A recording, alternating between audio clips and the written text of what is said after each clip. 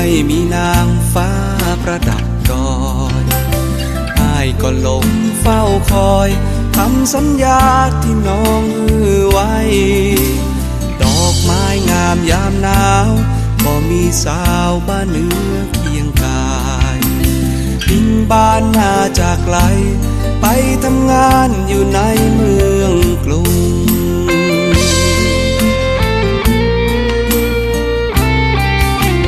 ผ่านปีใหม่ก็แล้วน้องก็ยังบ่ปิกคืนมานี่ก็เข้าเมษายังบ่หันน้องเลยแม่เงาอ้ายก็ได้แต่คอย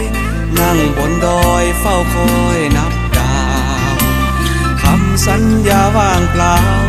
ไร้แม่เงาอีน้องปิกมา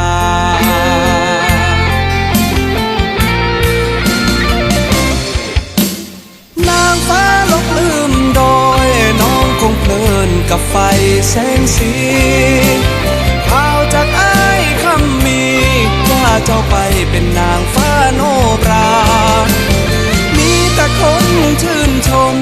น้องคงหลงคารมวาจาอีน้องคงลืมสัญญาที่ไว้กับอ้ายบนดอย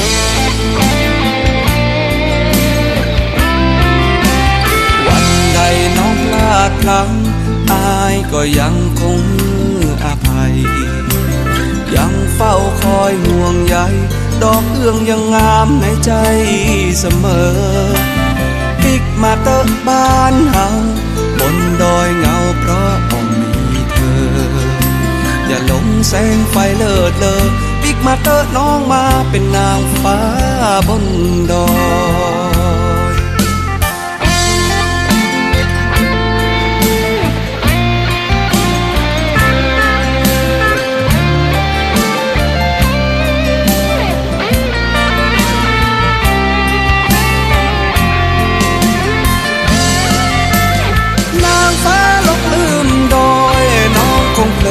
กับไฟแสงสีข่าวจากอ้ายคำมีว่าเจ้าไปเป็นนางฟ้าโนรามีแต่คนชื่นชมน้องคงหลงคารมวาจาอีน้องคงลืมสัญญาที่ไว้กับอ้ายบนดอย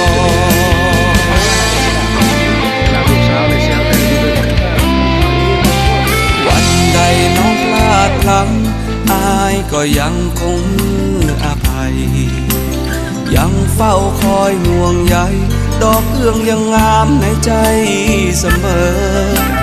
ปิกมาเตอะบ้านเฮาบนดอยเงาเพราะบ่มีเธออย่าหลงแสงไฟเลิศเลอปิกมาเตอะน้องมาเป็นนางฟ้าบนดอย